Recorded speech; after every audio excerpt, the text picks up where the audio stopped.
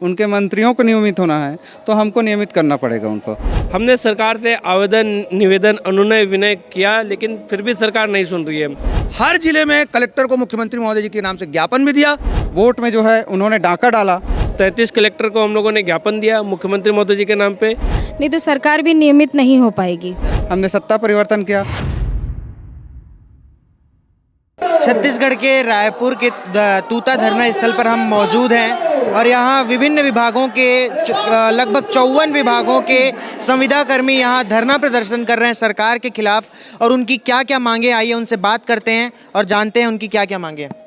और कौन से विभाग से? मैं स्वास्थ्य विभाग से। स्वास्थ्य विभाग से क्या क्या मांगे हैं आपकी और किस वजह से आप पर? प्रदेश के सभी विभागों के समस्त संविदा कर्मचारियों की केवल एक सूत्री मांग है। हम ये चाह रहे हैं कि जो वादा किया गया था नियमितीकरण का वो पूरा किया जाए। और इससे पूर्व हमने ज्ञापन, अनुनय, निवेदन, प्रार्थना जो भी करना था हमने किया। सरकार के बहुत सारे मंत्रीगणों से भेंट भी की। सबका कहना है कि नियमितीकरण हमने कहा है तो करेंगे, परंतु 4.5 साल व्यतीत हो जाने के पश्चात भी हमारी मांगे पूरी नहीं हुई। 40 दिनों की संविदा नियमितीकरण रथ यात्रा निकाली गई थी, जिसमें हम लगभग 3,500 किलोमीटर की हमने यात्रा भी की। हर जिले में कलेक्टर को मुख्यमंत्री महोदय जी के नाम से ज्ञापन भी दिया। और 23 जून को हमने यहाँ पर इसी बूढ़ापारा धरना स्थल पर अपने रैली के माध्यम से ये कहा था कि अगर हमारी मांगे नहीं पूरी होती हैं तो हम 3 जुलाई से अनिश्चितकालीन आंदोलन पर चले जाएंगे। पूरे प्रदेश में इस समय अनिश्चितकालीन आंदोलन की शुरुआत की गई है। आज रायपुर धरना स्थल पर हमारे रायपुर जिला के साथी यहाँ पर उपस्थित हैं। अगर आपकी मांगे पूरी नहीं होती तो आगे और कौन सा रूप ले सकता है ये धरना, आपका प्रदर्शन? देखिए, हमारा ये मानना है कि मुख्यमंत्री महोदय जी ने कई माध्यमों में, विधानसभा में स्वयं कहा है कि नियमितीकरण हम करेंगे, कमेटी बनाई, जानकारी है, ये बहुत सारी बातें वो कहते हैं। और कांग्रेस के बहुत सारे विधायकगण, मंत्रीगण भी कहते हैं कि हम वादा किए तो हम पूरा करेंगे। आशा है कि मुख्यमंत्री जी इस अनुपूरक बजट में हमारी मांगे पूरा करेंगे। अगर नहीं करते हैं तो फिर तो चुनाव में हो सकता है उनको अगले फिर 15 सालों के लिए पछताना पड़े कांग्रेस पार्टी को। क्या क्या मांगे हैं आपकी नियमितीकरण के अलावा? नहीं, हमारा एक सूत्री मांग है नियमितीकरण, क्योंकि ये वादा किया था। हम जो मांग कर रहे हैं ये तो पिछली सरकार के समय से भी कर रहे हैं। नियमितीकरण की मांग पिछली सरकार के समय से थी। हम ये चाह रहे हैं कि आपने वादा किया, उस वादे को अब पूरा करने का समय आ गया। बहुत विलम्ब हो चुका है।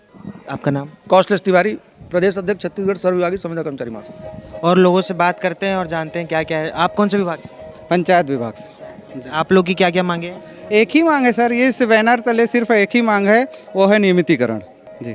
तो अगर नियमितीकरण नहीं होता है तो आगे क्या है आप लोग का? नियमितीकरण नहीं होता है तो हम तो संविदा में ही हैं। 1 साल का संविदा रहता है हम लोगों का, हर साल जो है रिन्यूअल होता रहता है। तो सरकार कहीं ना कहीं 5 साल के लिए संविदा में आती है। अगर उनको नियमित होना है, उनके विधायकों को नियमित होना है, उनके मंत्रियों को नियमित होना है, तो हमको नियमित करना पड़ेगा उनको। अगर नियमित नहीं करती है तो 15 साल से जो सरकार काबिज थी, उनको बहुत अहंकार था कि हम जो है 15 साल से सरकार चला रहे हैं, ये थोड़े से लोग जो है क्या कर लेंगे। तो हमने करके दिखाया 2018 में, हमने सत्ता परिवर्तन किया। भूपेश बघेल जी, टी.एस. सिंहदेव जी आए हमारे मंच में, हमसे वादा करके गए। हमारे वोट में जो है उन्होंने डाका डाला, हम लोगों को झूठा दिलासा दिया।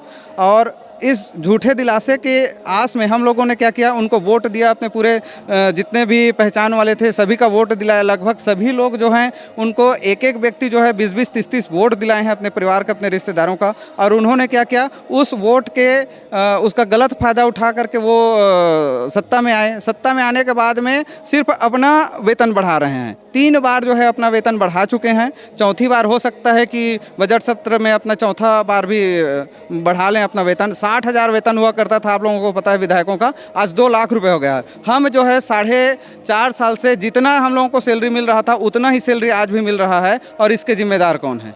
सरकार। हम लोगों का संविदा में एक नियम रहता है कि सिर्फ 2 साल के बाद में जो है 20% हमारा सैलरी बढ़ना है, लेकिन उस सैलरी जो बढ़ोतरी है उसको भी रोक कर रखी है सरकार।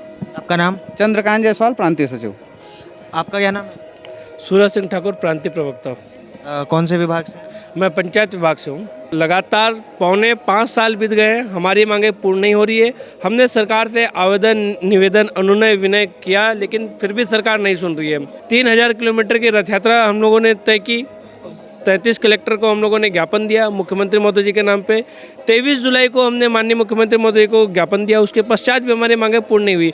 अब संविदा कर्मचारी करे तो करे क्या? 10,000 5,000 की सैलरी पे किसी का परिवार, किसी के बाल बच्चे नहीं फलते फूलते हैं। यहाँ सरकार एक तो हमें तूता धरना स्थल पे दी, कहीं ना कहीं संविदा कर्मचारियों की आवाज़ को दबा रही है सरकार।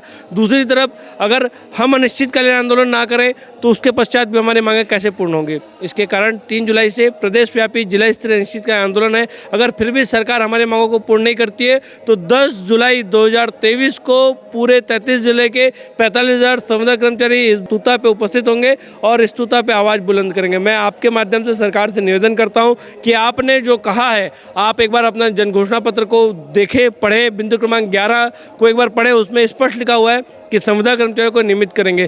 4.25 साल के पश्चात भी मांगे पूर्ण नहीं हो रही है, जिससे बेबस होकर हमें आंदोलन करना पड़ रहा है। यहाँ कुछ महिलाएं भी प्रदर्शन कर रही हैं, उनसे बात करते हैं और जानते हैं कि क्या क्या है उनकी मांगे।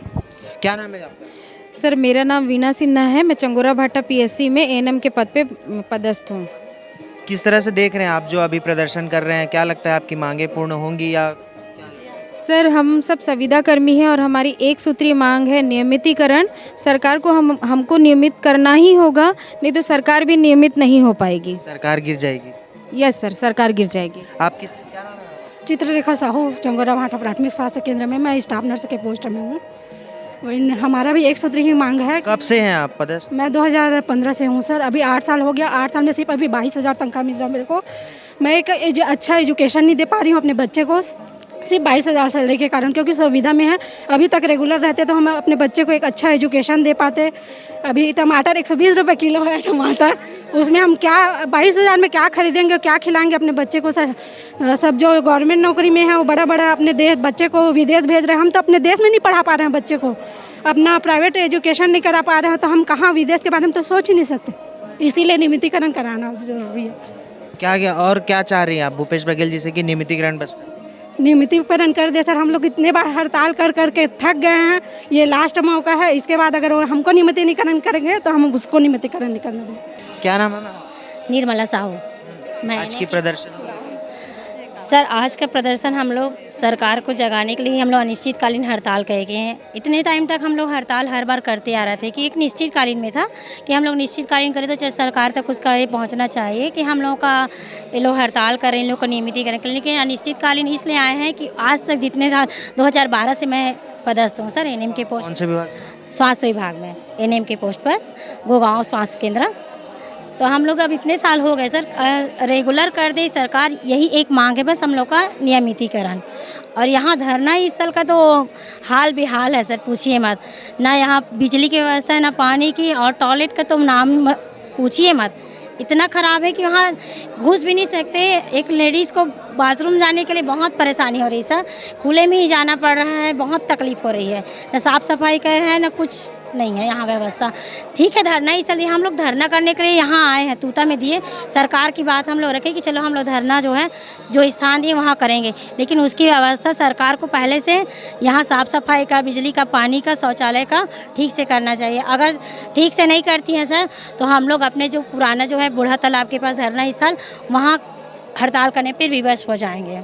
आप देख सकते हैं किस प्रकार से यहाँ जो विभिन्न विभाग के संविदा कर्मी हैं वो आंदोलन कर रहे हैं और उनका कहना है कि अगर सरकार हमें नियमित नहीं करती है तो जो आगामी चुनाव है उसमें भी सरकार नियमित नहीं हो पाएगी, क्योंकि सरकार गिराने वाले भी हम हैं और सरकार बनाने वाले भी। अब देखने वाली बात ये होगी कि ये जो संविदा कर्मी है इनकी नियमितीकरण कब तक होगी या होगी भी या नहीं। फिलहाल के लिए इतना ही। देखते रहिए वोकल टीवी।